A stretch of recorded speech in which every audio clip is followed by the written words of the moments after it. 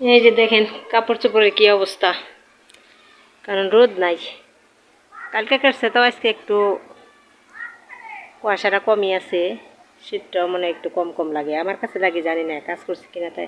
তার জন্য নাকি এই যে জামা কাপড়গুলো এই যে শুকাই দিলাম ছেলের, যেখানে রোদ না থাক বাতাসে তো শুকাইবো, এর জন্য ভাবলাম যে ধুয়ে দিই, শুকাই যাবে না। এই যে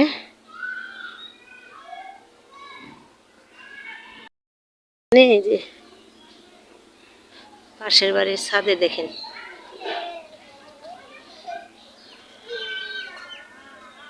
কি হয়েছে, যাও নাই। আসসালামু আলাইকুম, আশা করছি সবাই ভালো আছেন। আজকে আরেকটি নতুন ভিডিওতে আপনাদের সবাইকে স্বাগত।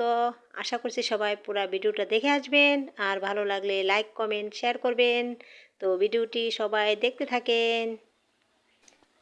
তো আজকে আমরা যাব বান্ধবীর মেয়ের বিয়েতে, আর কিভাবে যাই, আর রাস্তায় কি হলো, আর কি করিস এগুলো একবারে অন্ধকার দেখা গেছে। আজকে দেখেন তাও একটু ভালোই দেখা যায়, আজকে তো কুয়াশা নাই।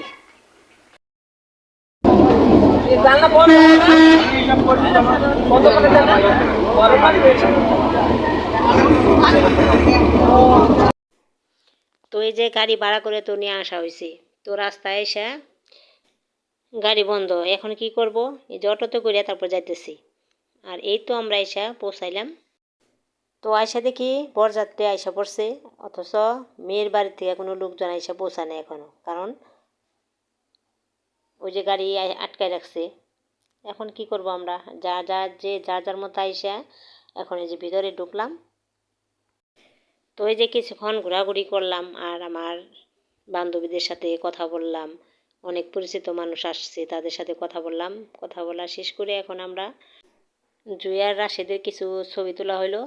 তো সবাই ছবি তোলার পরে এখন আমরা এই যে খাবার টেবিলে বসে গেলাম সবাই। আর খাবারে আছে এলো রোস্ট, টিকা, পোলাও, গরুর মাংস, আছে এলো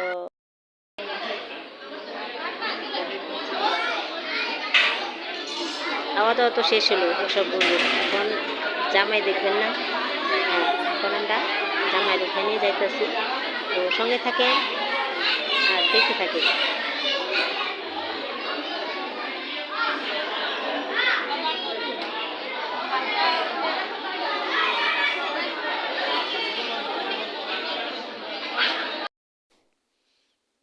হ্যাঁ সুন্দর হয়েছে, এখন আল্লাহ তুলো। হ্যাঁ ভালো হয়েছে।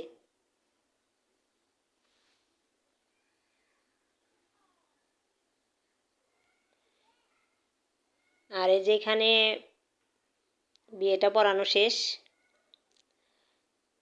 আর মানে আমাদের মেয়ে পর্দা করে তো, এই জন্য ওই যে অনেক বেশি দেখাইলাম না। এই যে এলো বর, এলো কনে,